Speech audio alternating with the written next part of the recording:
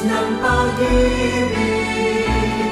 Magmahalan tayo't magtulungan, at kung tayo'y bigo ay huwag limutin na may Diyos tayong nagmamahal.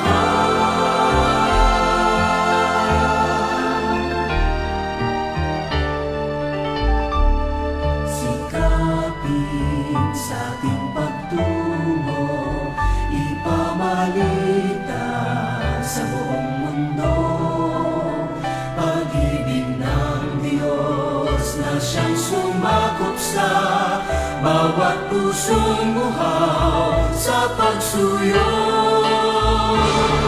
Pagkat ang Diyos natin, Diyos ng pag-ibig, magmahalan tayo't